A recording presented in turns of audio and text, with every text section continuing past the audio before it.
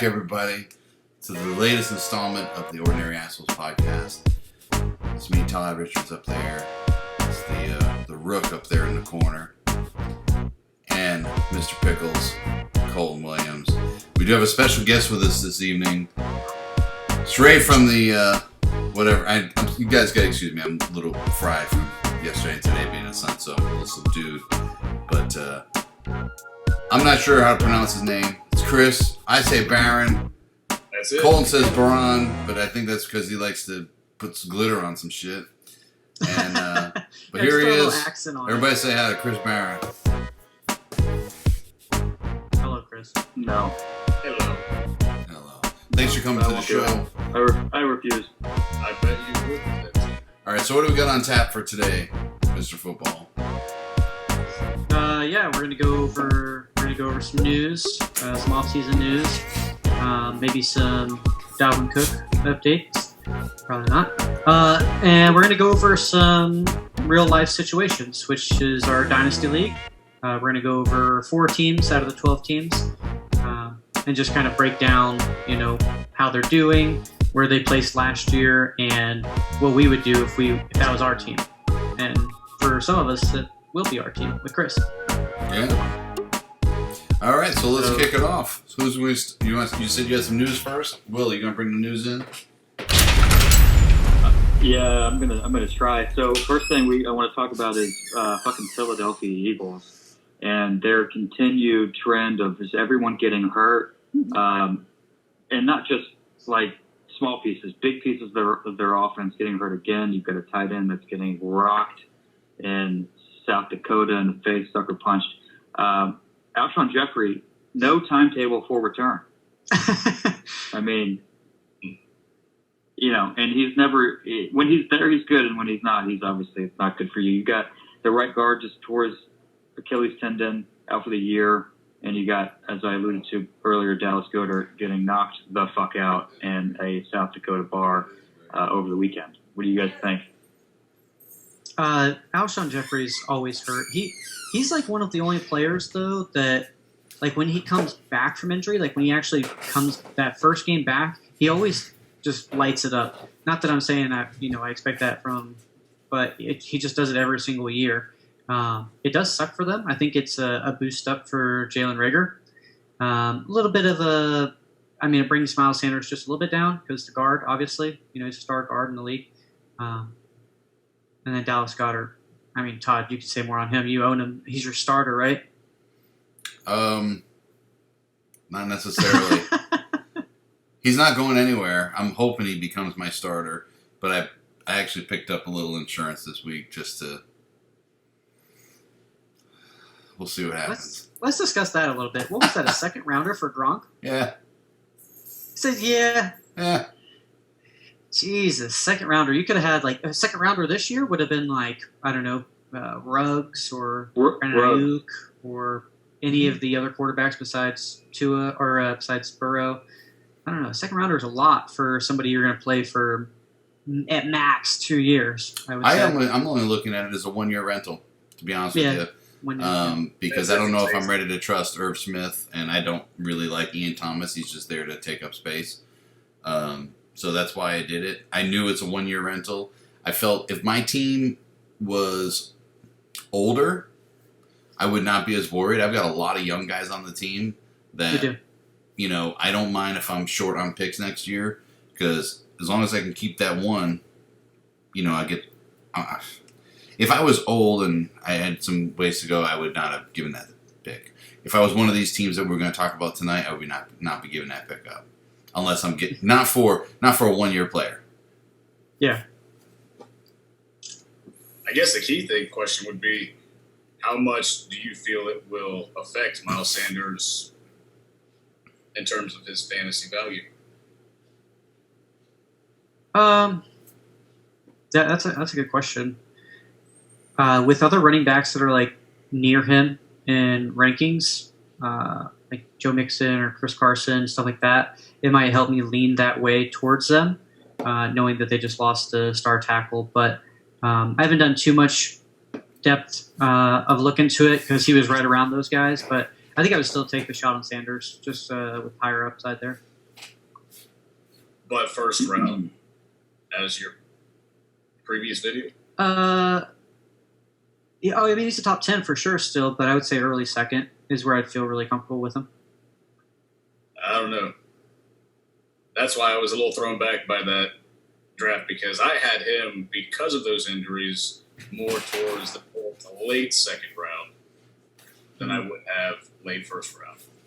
I believe I had him somewhere like 16 in my list. I mean, okay, let's revisionist history here. We're just kind of not. Yes. Let's get into the rules teams. of time. And you're suggesting that the right guard was hurt when we did the draft, and he was not. So that's one. I think it's going to even out. I think they're going to get another right guard. They've got some young guys in the line. He's going to be continued to be asked to do probably more than he would if they had any receivers on that team. So I don't think it hurts him too much. I drafted him in our redraft in the second round, pick 14, I think. And I would still feel really good about getting him there. He might even go earlier, but we'll see. I think, the Philadelphia Eagles they just always get hurt, and it's a shame because they're fun to watch, especially when they're beating the Patriots in the Super Bowl. Dak signs his tender, his 1 year, fucking tender for $31.4 million. He just said, I'm going to sign it, get it over with, move on, and kick ass this year and hope for a big contract somewhere toward the end of the year or in the offseason next year. What do you guys think? $31 million. That's highest paid. That's more than Russell Wilson, who's at 31. So that's what the Cowboys do. Overpay for mediocrity. He's a top 10 quarterback, no question about it. Probably top 5 when you break it down. He's been killing it, and he's not getting any respect for it.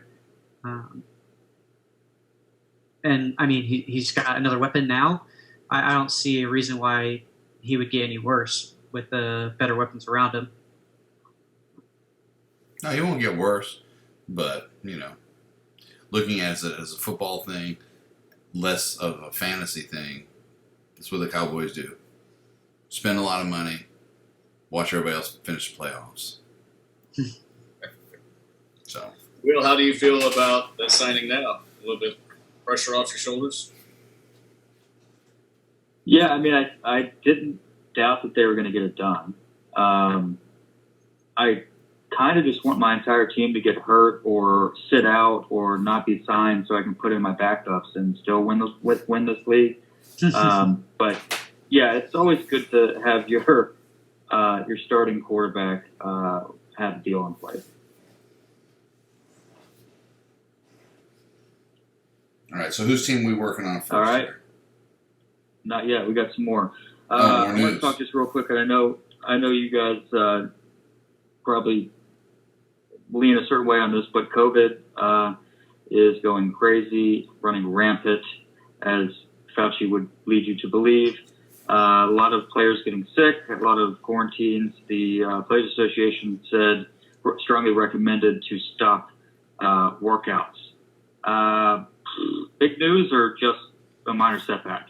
No, that's big news for sure. Zeke went out and said that, he didn't go out and say it. The media said it, which is he tweeted about it. He said HIPAA, like he was asking about it, right? But yeah, they went out and said that Zeke, a lot of other Dallas Cowboys, a lot of other players on other teams have, contracted COVID. And that's, I think when you look at it as a fantasy perspective, what you have to think about is that's, a minimum of 2 weeks that they're going to miss. I don't think it changes your outlook on the way you draft. Like, should you draft the handcuff? I still don't think you should do that. Personally, I think you just draft normal and just hope your guy doesn't get it. But leagues might want to look at adding additional IR spots or maybe additional bench spots for those players in the event that they get COVID. Hopefully, the COVID tag will come with an IR designation on most fantasy platforms. Let's hope. But I think they were referring to the teams working out together, not individual workouts. So I think they can still do their workouts and stay in shape like they do throughout the off season anyways. So I don't feel that would have that much of an impact. But to a certain extent, they need to build that camaraderie. So that's where I think things can fall with the team.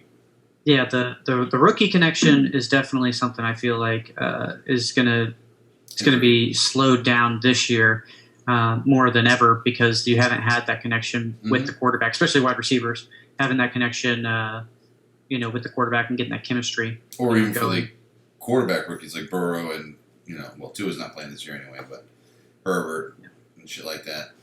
But honestly, the COVID thing, I don't know. I'm still thinking it's still more fucking malaria has been killing more people than COVID for its eternity, but we're not closing shit down because the mosquitoes are out. The NFL generates too much fucking cash. It will have some delays.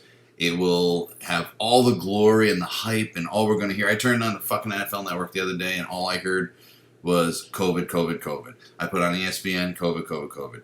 I can get that on any channel I want. I'm so sick and tired of hearing about it. We're all going to get it. Most of us are going to live. And, so, I completely agree with that sentiment, Todd. I think what I'm more concerned about is what Colt said is if you contract it, say a star player contracts it, he's out for the next week's game.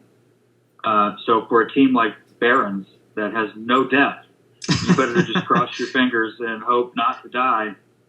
We'll get to that. You're going to be in trouble. So that was my main point there. I think NFL is going to be played. I agree, Todd. So too much money's involved, but the individuals, the policies, the procedures that may have to be in place may hinder some fantasy value, and it's all a crapshoot. I agree, Cole. We don't know who's going to get it, but we do know some people are, right? Anyway, the last thing we could talk about, since you mentioned it, Cole, is Dalvin Cook. He's not signed yet. He's not looking for a long-term contract, but he's also not looking for Christian McCaffrey money either. I think he's trying to be reasonable. I think the Vikings will ultimately appreciate that stance and be reasonable back, and hopefully they can get to a number that works for both of them. I'm not too worried yet. I don't think they have any other options. Madison is not going to step in and be the guy, not this year, and they need Dalvin Cook, and he needs them. So, any thoughts there?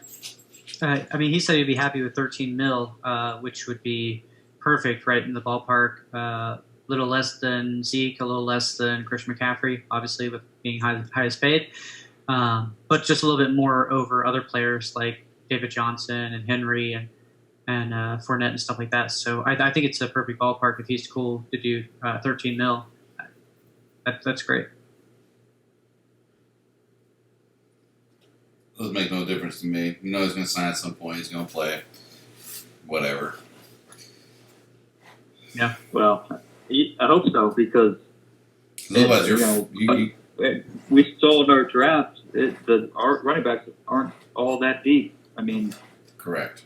He's a big deal for some individuals on this pod. So anyway, we want to move to our next segment. So we're going to evaluate. I'll pass a review, but we're going to evaluate a few teams in our dynasty league and what else, Cole?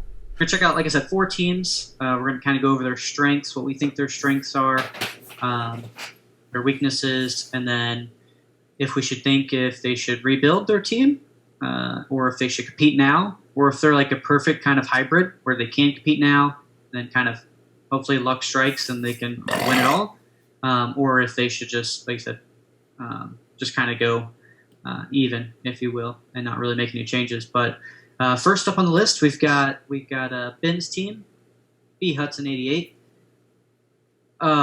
Where do we begin with this? Todd, you have it up. We can see it. Yeah. Well, first of all, he is 8 players over the fucking limit right now. So and he has not even logged on in like 3 months. So my thought is, what do we do about the guy? But and here's the thing: he's got to drop 8 players. Wait, that's 8 players. Oh, that's right. He could taxi 4 of them. But he's still got to drop 4 players. I'm saying that these guys here that we're dying to have, but there is nothing on the waiver wire right now. And, the other day I had room to pick up a guy, and there's nothing there, so I took a fucking defense. Like, I could have taken one of these fucking shitheads. Yeah. But Anyway, so I would say his strengths. There's not many, but if I had to say something, it would probably be quarterback. He's got Burrow, Tannehill, and Brady. I like that. 3 quarterbacks in this. We've got 15 bench spots, and we only start 1 quarterback. So I think that 3 quarterbacks is perfectly sufficient. Don't forget Jacob Eason too. That's for your 4th quarterback. Yep. Yeah, so he has 3 quarterbacks, and exactly. No, I think it's good. I would say his weakness. I mean, we could go all day on the weaknesses, but the biggest one would be running back. I don't think anybody would disagree there. His second starter, or I guess his flex, would be Devonta Freeman, who isn't signed. Obviously Ingram's going to be. Kelly's sitting there on the bench. I mean, he has Kelly and Fitzgerald. I mean, Fitzgerald's always Mr. Reliable, so I don't know. I'd have him on at least somewhere on there. He will. He has, like I said, he hasn't logged in months. He's going to move Mark Ingram up into the first spot over there. Have to bring Fitzy or somebody up. I don't see him starting Burrow either. I see him starting Tannehill or Brady. At least for the first part of the season to get him going. For reasons like we were saying before. Oh, shit. I'm fucking breaking stuff. But there's dudes on his team that they're not even in the league anymore. Let me add to that. Joe Burrow probably not going to be the starter. You're probably going to go with Tom Brady to start the season because you're shaky ground with your team anyway. I like Joe Burrow. I like to see what Joe Burrow and AJ Green do together. If they can sync up, then they might have some success there. I actually don't hate his team. I like his wide receivers. I like Lockett, Landry, and AJ Green. And with Le'Veon Bell, Mark Ingram, he's going to beat a few teams in our league because there are a lot other teams that are very, very bad. He's got some upside at running back. He doesn't really have anything at running back, and he doesn't have a whole lot of wide receiver. But I think that he can put together 9 guys and win in our league, and maybe even enough to go playoffs the way that's how bad it is. So, I think the big. I wouldn't be surprised if he went to the playoffs. First of all, I definitely wouldn't be surprised if he went to the playoffs. But if this was my team, like I said, this is how I feel like we should. We're doing this to assist people, assist Ben. When he's listening. Hey Ben, happy Father's Day. But what I would do, I would personally rebuild. I would sell off all of my assets, like all of my big players, as far as like Lockett, Bell, Ingram, Green. These players, I'm trading them for future picks. I'm getting as many future picks as possible. I kind of did that this season, and you can see what future picks I have. I had like 6 first rounders. So if you can get something like that and then just compete the next year, because otherwise your players, all these star players, Ingram, Green, Bell, all really, really old, could be amazing right now on people who need to compete now, like on their team. But other than that, they're just going to diminish in value when you can't compete next year. So might as well get the most out of them this year. But the issue I have with that statement, I agree. If you want to rebuild, that's part of how you're going to do it. Yeah. The issue I have with that is, right before you said you should rebuild, you said probably will make the playoffs. Who the fuck takes a playoff team and decides, fuck it, I'm going to rebuild it so I don't have a chance to make the playoffs? And so maybe, if you think his team is strong enough to make the playoffs, I would look at it as where and how can I make moves to finish well in the playoffs and give myself a chance to win the playoffs. And that's the toughest part I have looking at his. I love that. I love that angle, Todd, because if you look at his future draft picks that he already has, he's already got good ones. He's got a decent lot next year. Only 1 first rounder, but he has 2 seconds and 3 thirds. You could try to do something with those picks this year if you're in a position to be in the playoffs. I mean, and potentially win. We see if you can sneak into the playoffs, weird things can happen, and they often do, especially against me. And Shot Perryman, never forget. If you're 2019, if you have a shot to get into the playoffs, then you've got to take that shot. I think because you don't ever know It's just like if your team is strong enough to, if you think your team is strong enough to make the playoffs, you're not in rebuild mode. You're in win now mode. Because well, like I said, who the fuck wants to go to the playoffs and not win? Like I said, I would personally rebuild, but as you guys said, you would try and make some moves to just make this team better and try and win it this year. So I think this is one of those teams where we kind of laugh at it, but at the end of the day, it's kind of one of the ones that are on the fence. It could go either way, depending on how you want to do it. I mean, the tough part is where does he, what does he let go? And maybe he uses your theory, Cole, to take some of those older guys. Instead of trading for draft picks this year, you trade them for younger players that can fill your role, that you're hoping break out, that doesn't take too much away from you. Maybe you got to bundle the picks like Will was saying. Mm-hmm. So maybe he goes to a guy, I don't know, let's say maybe, not that Colton would ever do this, but Colton's got like 6 running backs, 4 of which could start, or 8 running backs, 4 or 5 could start, right? Maybe this guy goes over and says, I'll give you Mark Ingram and a first for fucking Akers. Colt loves his picks. He'd probably take that. Oh, I'll fucking use Ingram this year. I'll get another pick for next year. He would do that in a fucking heartbeat. And those are the type of moves that dude could make that could, keep him competitive, but give him a little longevity as well. Well, you can relate back to me and Will's trade. Julio, Ruggs, and I'm getting McFarland, to a similar scenario. Yeah, you just traded a player that helps you win right now for a player that you're hoping breaks out, but you also get extra picks along with it that can help your chances to get the next Julio.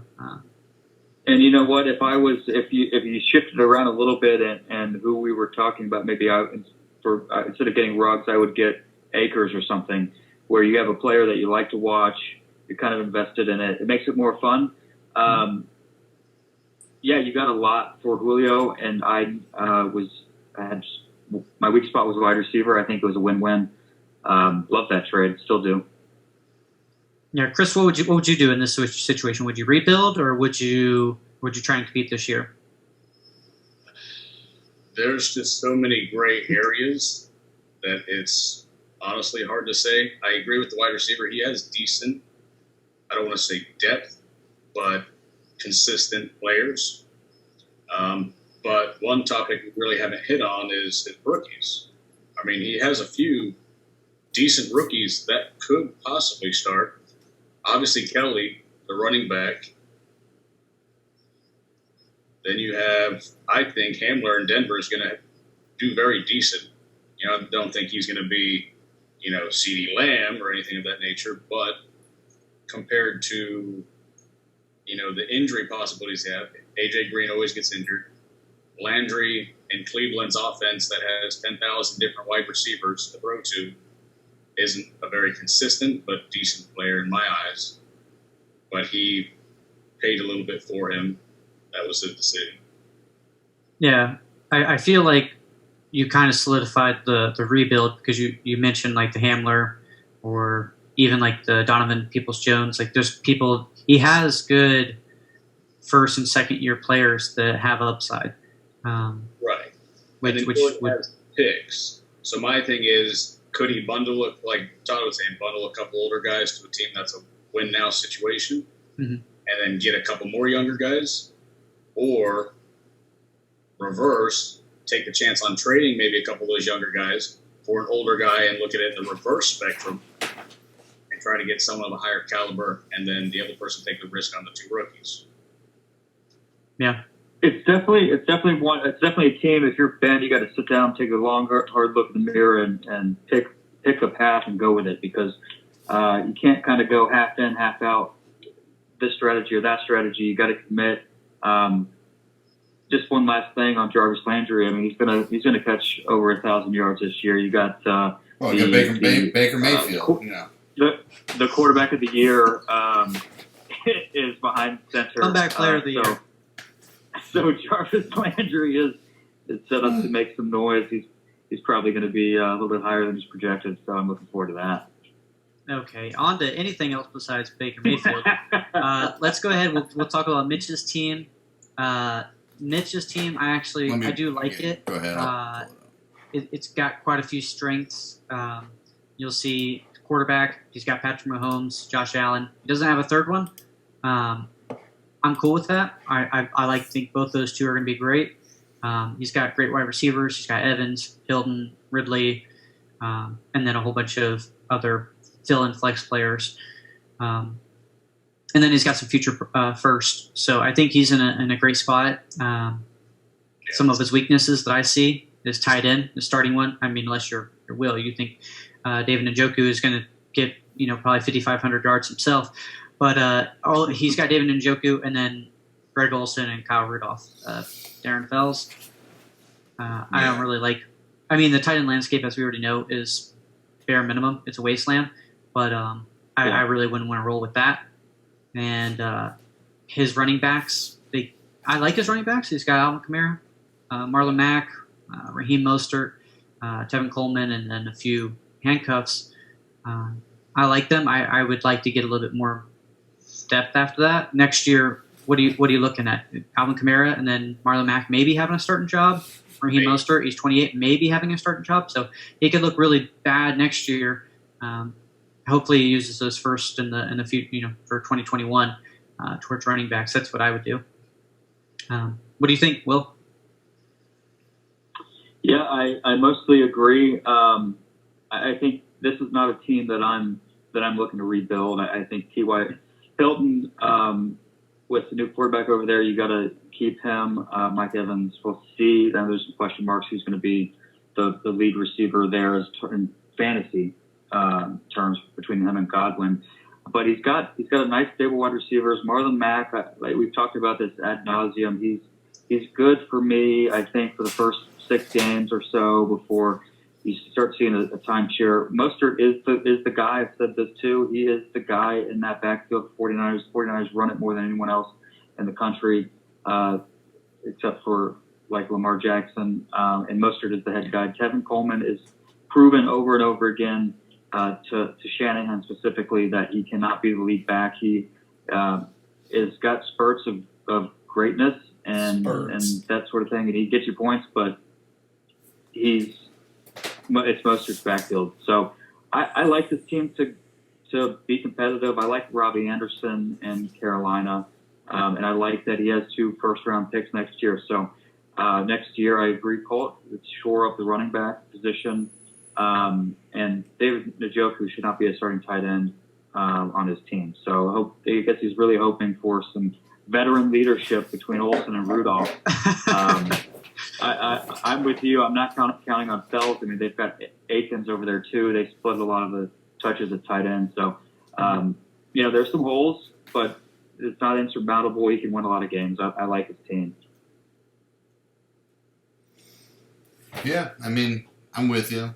I'm not super concerned on his running back situation. We know Mac's probably not going to be starting there until halfway through the season, but I do like Justin Jackson back there. Eckler's going to start getting tired.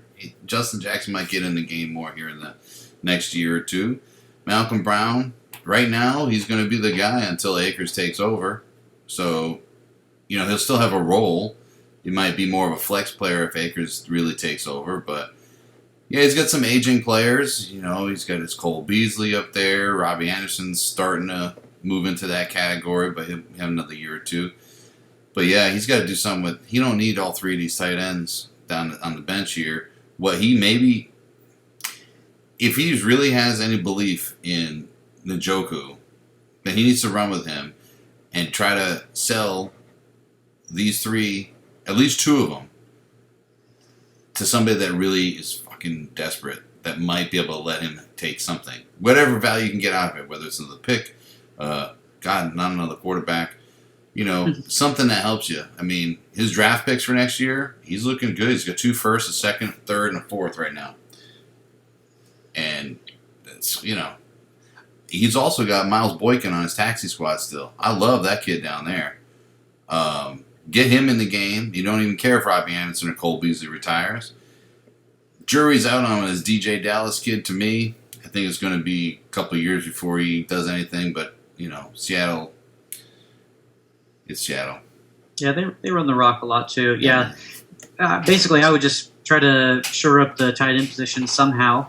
Maybe get someone, maybe get Hawkinson, maybe get Noah Fant or something like that. Somebody that has at least has upside. I like David Njoku, and tight ends, as we know, generally break out later. At 25, 26 years old. Mm-hmm. But yeah, I mean, bringing Austin Hooper into town and Harrison Bryant spending a draft pick on him. Is he second string or third string? Who really knows? I don't want any part of that. Well, it's like we just showed too. I mean, with Ben's lineup, these two guys should be talking to each other because they have opportunities. Ben's got a ton of rookie. I think he's got Troutman and Kmet at tight end, who have a lot of promise.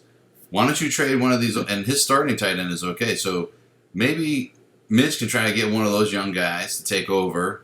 Keep one of your veterans now. Trade another one. You've got two stud young quarterbacks. You don't need both of those. Here's your opportunity to pull. I think Josh Allen's going to be just fine. I think he's going to have a high ceiling for a long time. Maybe this is the opportunity you take Mahomes and you trade him and you get some big pieces back. And then you I like it. That's what you could do that. That's what I would be doing. I mean, he has the picks. He could just write up. I would rather trade Josh Allen though, and I think you can get a lot for Josh Allen right now. Not as much as you'll get for Mahomes. He will get the world for Patrick Mahomes. But they're going to get about the same points too. So exactly. I would personally try to trade Mahomes. But he's got the trade capital. Yep. But yeah, Hayden Hurst, who Ben had, may be a good trade candidate to, maybe just takes a pick for him. Maybe a late first or like 2 seconds or something like that. I would do something like that for Hayden Hurst. I like him a lot. The problem with the lineup of these is he could get some huge stuff for Patrick Mahomes. The problem is the big stuff he would want to get is sitting on teams that don't want Patrick Mahomes. Right? I'll take Patrick Mahomes. I would too. I don't have enough to. I don't know. Comment how many times I tried sending him trades for Patrick Mahomes and Mostert. Yeah. So just one more note on Mitch. Having Mostert and Coleman is probably good for him. I like that. Yeah. But overall, I think the running back position for him is weak. I don't like Justin Jackson as much as I like Josh Kelly in that offense and what they're going to be asking them to do. So Eckler is going to try to do it all, but he can't do it all. You're going to need a back that can run. And I do like, and Chris, you mentioned it. I do like Josh Kelly. I like his size and see what he can do. I think by week, like I said with the other team, by week 6, week 7, week 8, he should have Kelly in place of Mac because Mac should get replaced. Mostert, I love the kid. I mean, he's from Central Florida as well, New Smyrna. But has anyone really dove into his tapes? I mean, the kid's a monster. I know, Colt, you were saying earlier that you were a little hesitant because of the backfield. I believe he's going to take full reins of that backfield and just never stop. When I started those two out, I started out Mostert and Coleman, and being that San Francisco runs it, the most in the league if you exclude quarterbacks or running backs, Lamar Jackson, right? We'll hit at him. But I started them both out for just about 190 carries apiece, and with Mostert's efficiency, I mean, it put him in the top 24. So. Which I think he finishes higher than that. I don't have my exact rankings up right now, but if I were him, I would be, as Will said, I would be very happy that I have both Raheem and Tevin. So. Yeah, totally agree. I think we all agree. Agreed with what you said. Yeah, I think we all agree that you should compete this year with this team. It's not like a rebuild team or anything like that. I think this team is just as borderline as the last one we looked at. To be honest with you. Which team would you rather have? Would you rather have Mitch's team or Ben's team? I'd rather have this team. There's much more I can work with here. I could. Okay. in 3 trades, you could have a fucking monster year. Yeah, for sure. You cannot be afraid. You cannot be afraid to trade your best player. No. I traded Lamar Jackson. Trust me, I know this. I trade my number 1. I trade my first round draft pick every fucking year because I get shit for him. I basically get 2 players for 1 because people gotta have that guy. But whatever. Yeah. People like to have them. I like I said, we're doing an auction draft this year for our redraft, and I'm so excited because I want to see what people pay for their guy. You can get anybody you want. It doesn't matter if your first pick, 10th pick. You put a player up on the board and everybody bids on them. So I'm super excited to see how that plays out. But next team we've got. I'm actually very excited about that too but I have to make sure I don't put myself because I'm the type of dude I will fucking just wait and cheapskate. You know what I mean? Until there's no good players left. Well, you just got to wonder if people overbid early, that means there's going to be some serious value late. Yeah. Because people are going to run out of money by the fucking 12th round. Right. Yeah, we'll go into. You know damn well somebody is going to fucking go in there. What do we start with? $100, say? Somebody's going to go in there and bet like 80. Yeah. Somebody's going to bet $150 to get fucking McCaffrey. And they got $50 left to draft a team, and they're going to get nothing. Yeah. So there are a few different strategies for sure. Let's ready to go on to Dwayne's team. Oh yes. Oh yes. Oh please. Okay. Yeah. So fucking Dwayne. We're on to Dwayne's team. What the fuck? I mean, it looks a lot better now. You're welcome than it did a week. Have we done this a week ago? People be throwing up in their fucking laptops. Todd says that because of his running back 2, and I say running back 2 as in the only other running back on his team besides Zeke. Was he got 4. Yeah. Can we dive back to what the team was? No, let's not. Yeah. Let's go ahead. Yeah. Yeah, because a week ago it was fucking abysmal. Oh, no. I mean when the team got taken over comparison to that. It's kind of night and day, I would say. Yeah, he's done some things. I know, strengths? But let me tell you right now, his team, so carry on, Jalen, nobody gives a shit, Kirk Cousins, Zach Ertz, Emmanuel Sanders, all those guys came from my fucking team. That's how bad he was before. Yeah, it was bad. His strengths. Man, I'd like to see Todd's team now. We should talk about Todd's team. I would say he definitely has a strength at quarterback with Lamar Jackson, Kirk Cousins. I like. Oh yeah, he's set there, and I love Zeke. I think he's fine there. His running back wide receiver depth. That's pretty good. I would say is Amari Cooper, Hollywood Brown, Emmanuel Sanders, Marlon Hollywood Jones. Brown, baby. Yeah, I mean, he's good. I'm really excited about Hollywood Brown. But he got dudes on the team. Fucking Josh Gordon is not playing. John Brown's getting old. John Brown's still good. I think he was like the wide receiver 19 last year. I think of some of those. Wide receiver 20 last year. Why in the fuck does he still have Antonio Brown on his team? He paid for that. I think he gave a 3rd round pick for that, to be honest. He did, to me. But here's the thing. I mean, you can't put him on waivers. Somebody else will pick him up. So, and you give me my shit about a second for Gronk? At least Gronk's going to fucking play.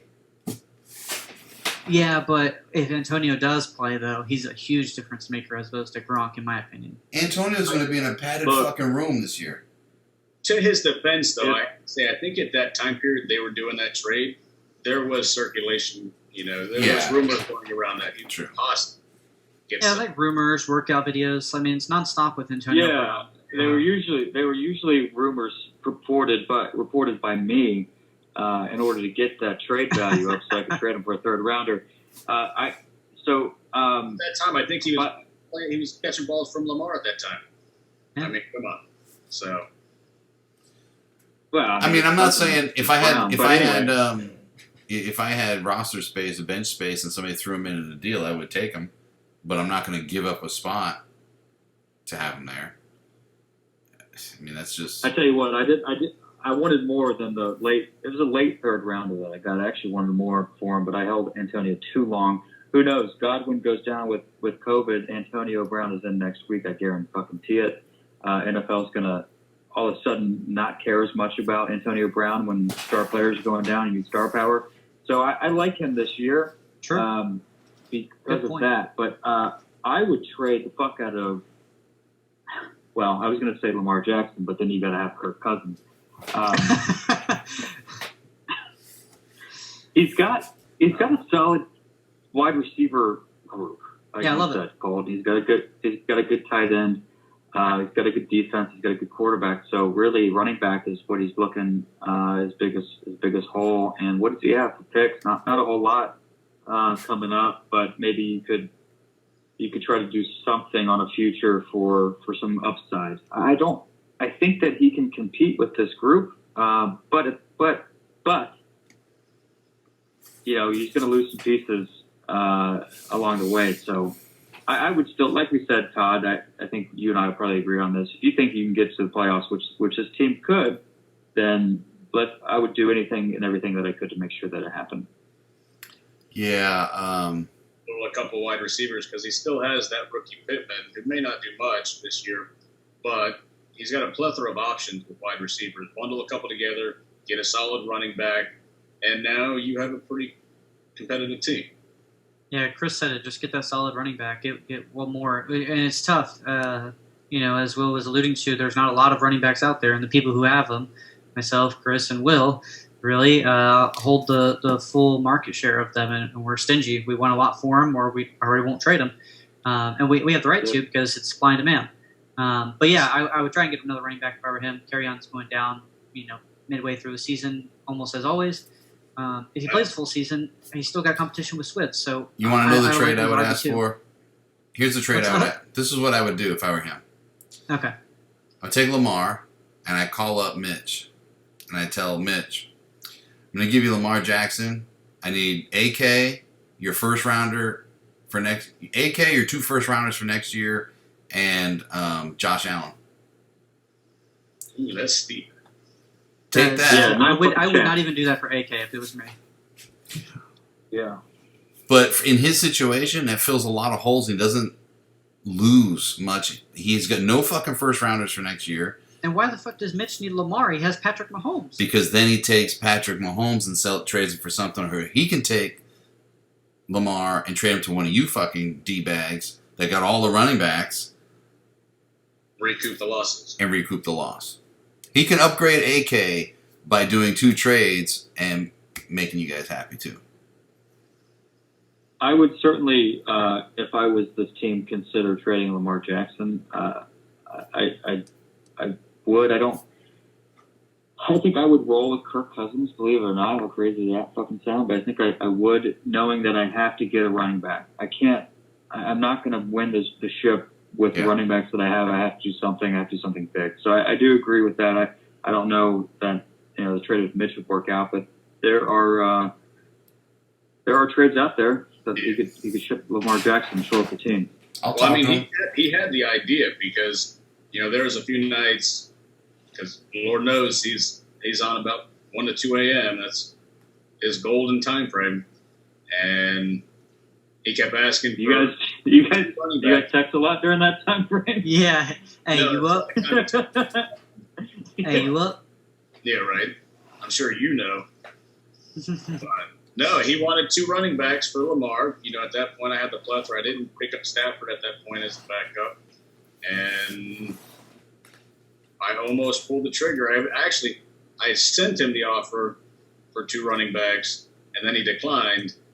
I'm like, all right, well, I'm kind of happy that worked out anyways, because I'm getting Stafford for, I think, a 3rd rounder anyways. That's great. Great deal. Great deal. If you would have offered him Uncle Lenny and Jones for Lamar straight, you think you would have done it? Well, that was actually part of the trade. It was Fournette and Jones for Lamar and a 1st round. That's great. That's a pretty good trade. Whoa, I love that trade. I like that trade. I would have done that in a fucking heartbeat if I were you. Yeah. Because at that point, because Lamar's going to put up more points than both of those fucking guys out of your flex. every week. And I still would have had the first round to recoup the running back next year. Right. So, and that's what he asked for. So then finally we were going back and forth for about 30 minutes, the longest time I've ever been able to hold a conversation with the guy. Before he goes fucking before he busts. Ghost. And then it was sitting there for 5 days, and then I got to deal with Alejandro, so then I deleted it. Yeah, that's the way the cookie crumbles, man. Yeah. Well, hey, okay, so let's so talking about like practical and realistic, what would actually happen in a trade? I tried to trade Dak. I know he's not Lamar Jackson. I know he's not Patrick Mahomes, but he's not too far back as far as the tiers are concerned, in my opinion. He runs a lot, which helps his fantasy value.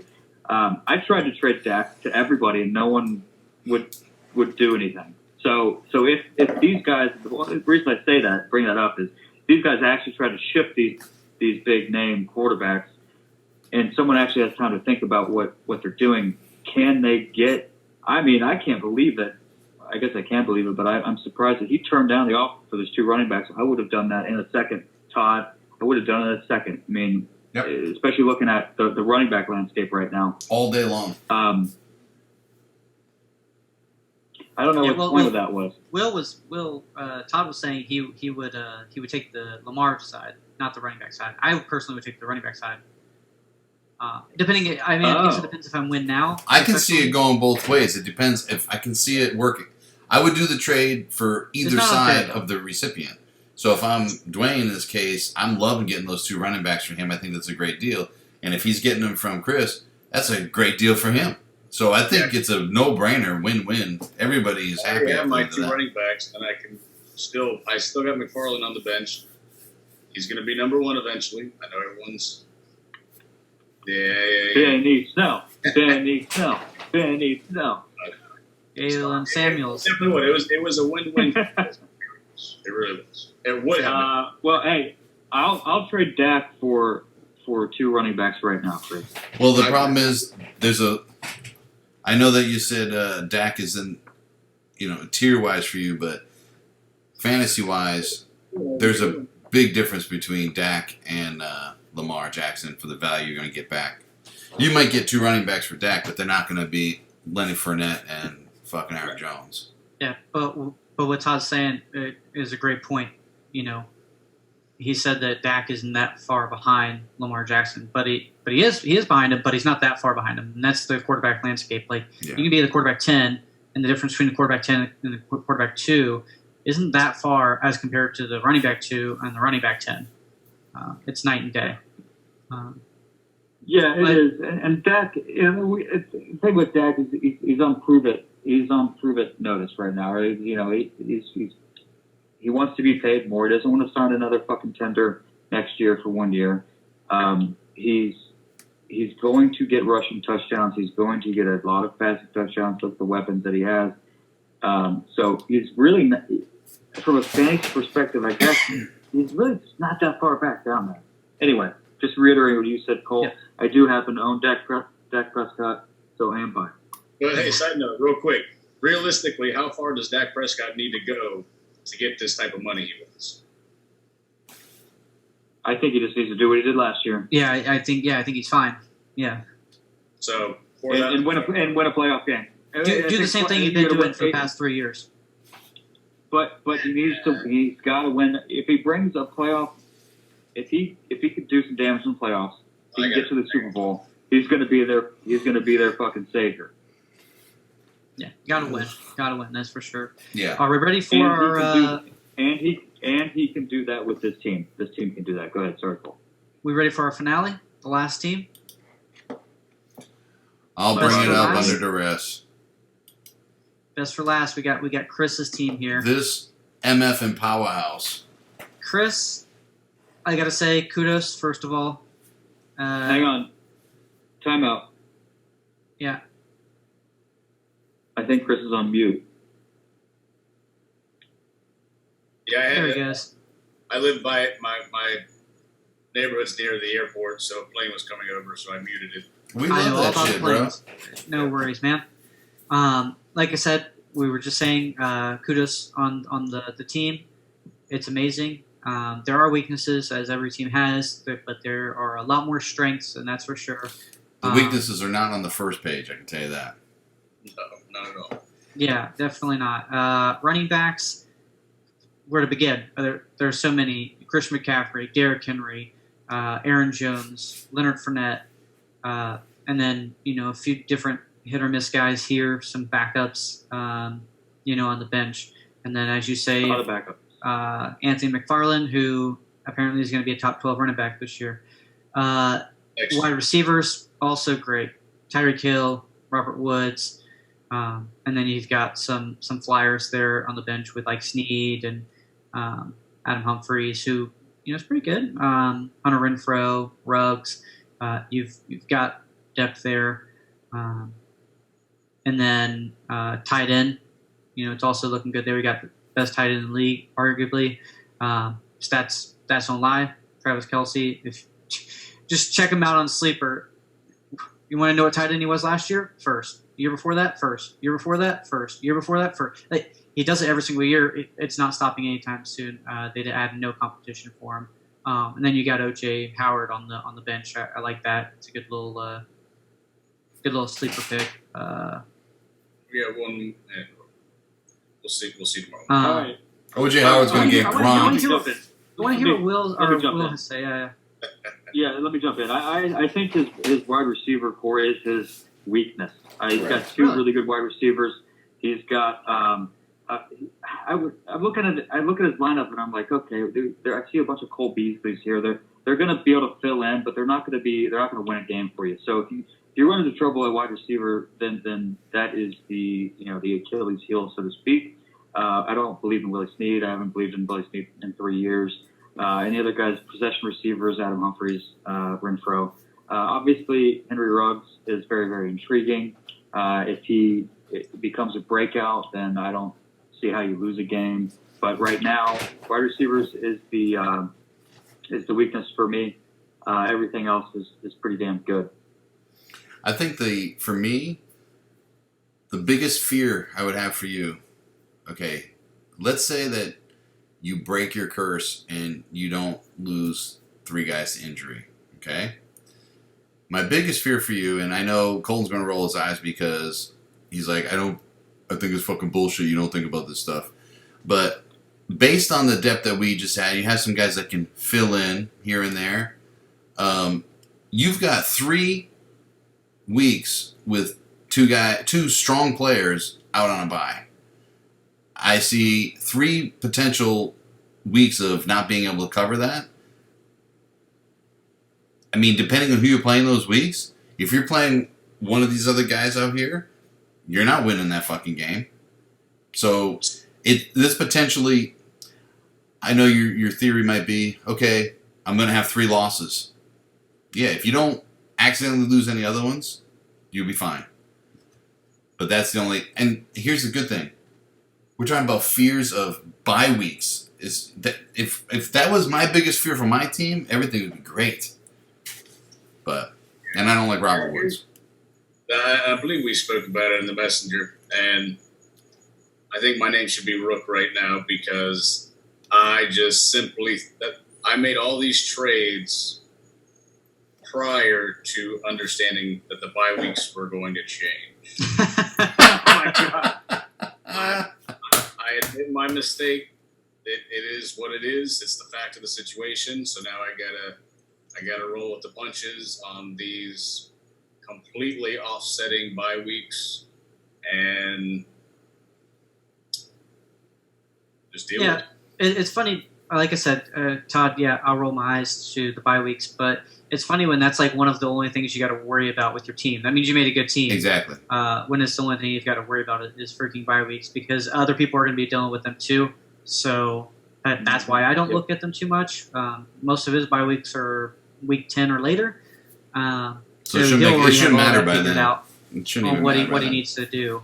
And truthfully, the only ones that are really painful are 11 and 12. 10 is just a defense and Lenny. 9 is just Breeze and Woods. Okay. 10 and 11 or 11 and 12 is going to be 11 with Jones and Henry out. That's a lot of points to cover. and then the next one with Hill and Kelsey. That where else could you? I mean, that could potentially be 50 points right there. Yeah. How are you fucking filling that with 2 guys off of this bench? True. You'd have trouble. You'd have trouble covering 40 or 50 points with 4 guys off of the bench. No offense to you. No. But you already know this. It's nothing new. Yeah. I wouldn't say that any of the players that he has are, excluding Breeze, which I mean you can fill in with Stafford, and maybe Kelsey if he takes a step back, which I still don't see. I don't know how it happens, but I mean this team can win the league this year and next year, or they're at least locks for the playoffs agreed. This year and next year, no matter what, for sure. My biggest concern is it. Yeah, for sure. All right, when we talk about the other teams next week, hey, best believe it's gonna be a long episode with weaknesses. Let's just fucking say that. But I would be worried if you could somehow do it without trading any of those star players, which is basically your starting lineup exclusively.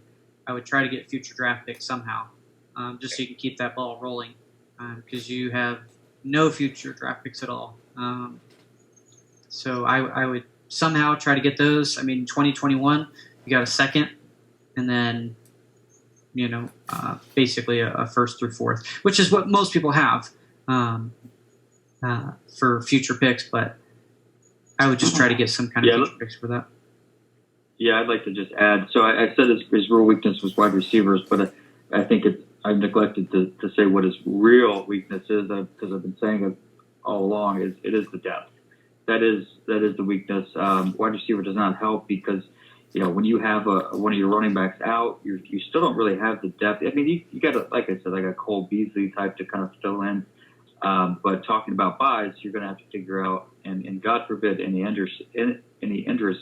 injuries, especially for running back here or wide receiver, either one of those, you're in trouble. So durability and depth is a big issue for your team. And by the way, I don't play you when you have your big bye weeks. I'm just going to beat you outright, and so you can add another loss to the column there. When I beat you without Jones, we'll keep talking. That's all right. I play you twice. There we go. Now, on a side note, how do you guys think? Which really a conversation hasn't come up because I didn't talk about it when I picked him up. Good one being in Philly now. Alshon Jeffrey continuously getting hurt. They got the Rook there, but how do you feel Goodwin's going to do? Obviously, wide receiver 1 material, but no, I don't. I'm not concerned with him at all. I don't have anything to do with him. They still have Deshaun Jackson, who's basically him but older, correct, and just as injury prone as Goodwin. Not that he has a lot of competition, but I think they run with Rieger and try to develop him if they have. Yeah, if anybody's going to fill any holes for you, it's going to be like Humphreys or Ruggs or Renfro. It's going to be one of them if they have to fill a hole. Yeah. Marquise Goodwin is just he's done. I mean, he tried and he tried. He did great. It was a wide receiver. He's moving on to the next phase of his life. This is his twilight years as a receiver. He's going to be a fill-in for Philadelphia, and that ain't great. That's true. I think that about wraps it up. Yeah, are we doing a who said it? We got perfect timing too. What were you saying, Tom? This is perfect. All right, so we'll go with the short one. That because there's a couple. Who said it? Pieces? Nah, I'm like a whole box of shit. Hey, who was it? Hey, Todd, am I pointing at him right now? No. Donald Trump. There you go. Yeah, it's this fucking guy. Well, since we forgot one last week, we got time for another one. Okay, so who said this? Who said it? Sounds like they're having sex with all of their noises, and they're just the cameraman. Hey. You guys got a week to figure out who said it. So that is, who is that? Who said that? Do we have another one? That's it. That was Ron Jeremy that said that, right? Yeah. I know it. All right, fellas. That about wraps it up. Thank you all for coming. Mr. Barron, Boron, as some people say. It was a pleasure having you. Brooke, Thanks for having Cole. me. Good night, everybody. Love, We'll peace, see you and next chicken week. grease. Bitches. Peace out.